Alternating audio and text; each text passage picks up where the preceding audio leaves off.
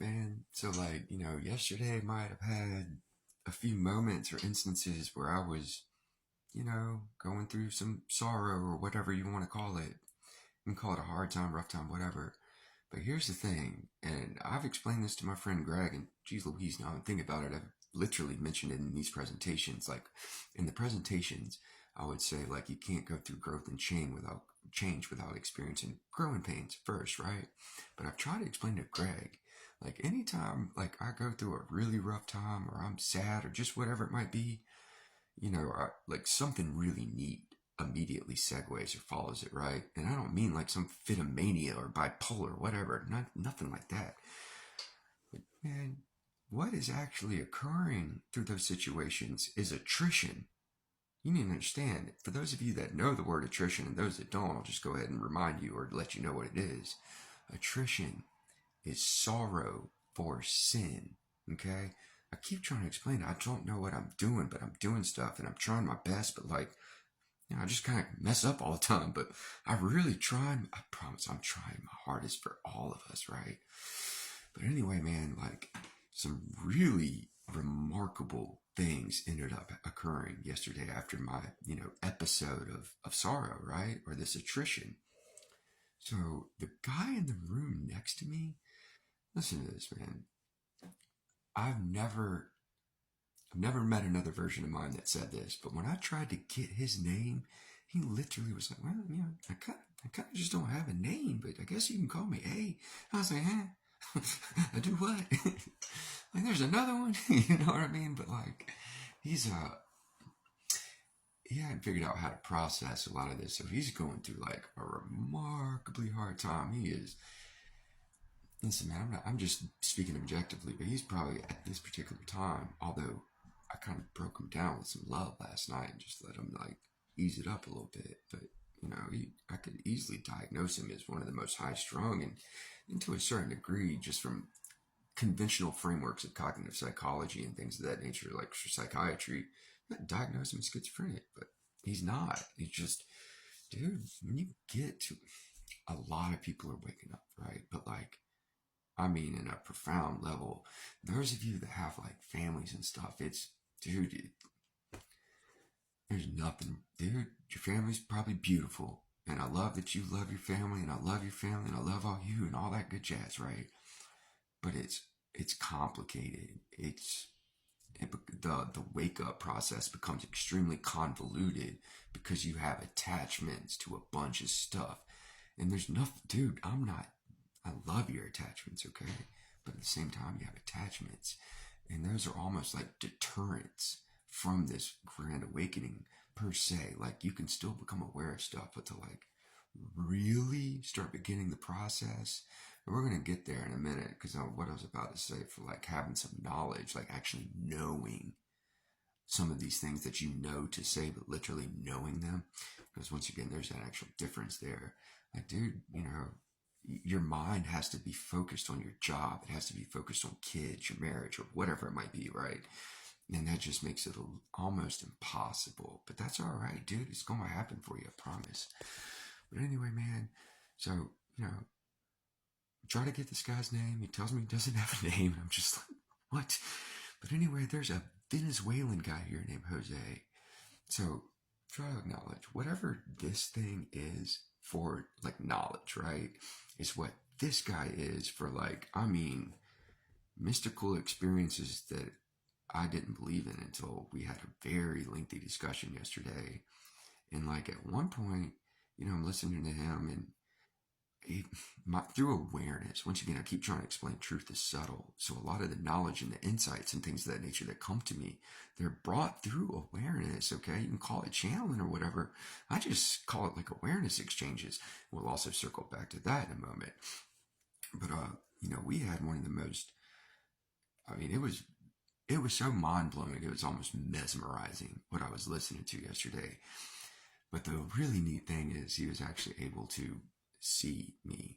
Now, like, dude, I keep kind of like waking up to who and what I actually am, right? In a very sense. And it's all it is a particular state of mind and consciousness. But like, dude, I keep trying to explain, I don't know what I'm doing. I'm just showing up and doing stuff day in, day out and just try my hardest.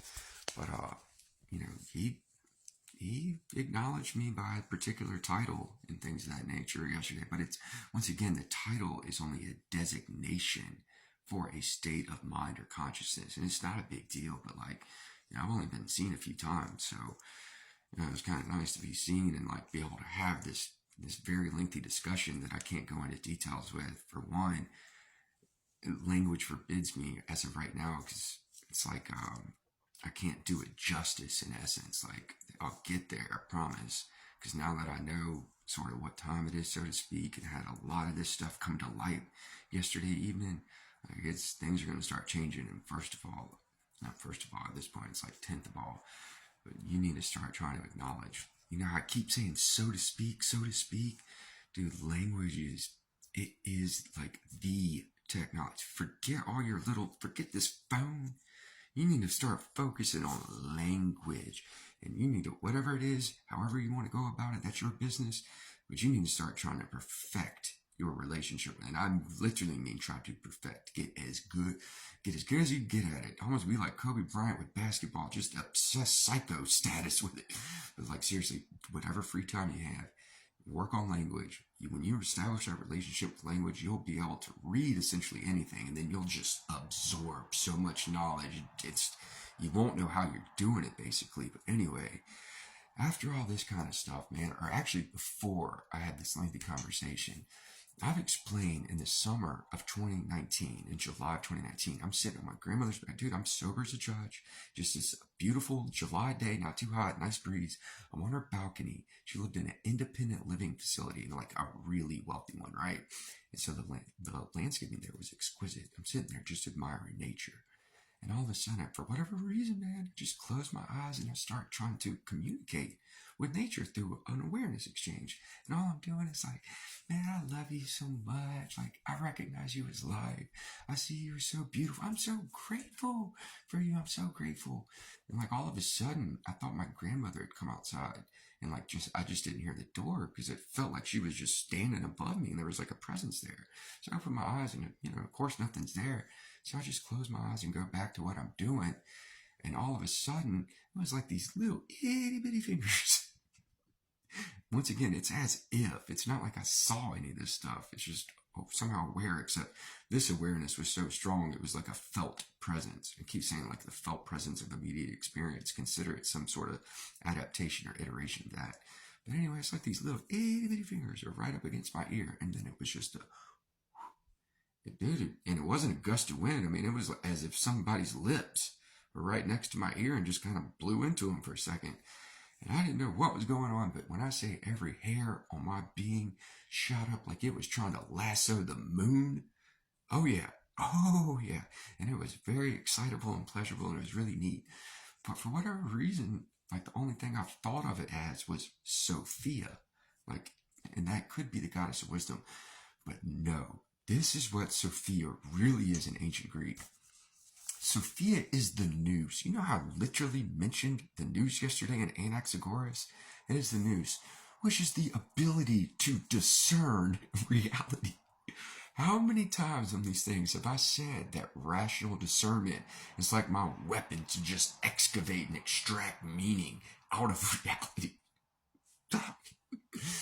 And episteme, which is epistemology, which you've heard me say on here countless times as well, which is literally just concerned with things that could not be otherwise. So like, think of like, you know, E equals MC squared. That is something that could not be otherwise. Or when I use maxims and aphorisms, when you hear, like, literally in the caption yesterday, I used the word maxim. Those are self-apparent truths that cannot be, it can't be otherwise. Like, man, I don't mean to be so excitable. I need to calm down a little bit. But like, I've had some coffee and like, you know, this is exciting as all get out.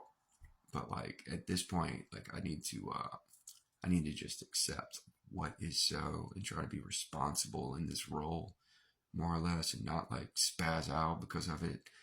But, you know, I'll get there. I'm going to you're only going to see me getting better at like every moment or every presentation going forward. And, Dude, I'm so here for all of us. It's not funny.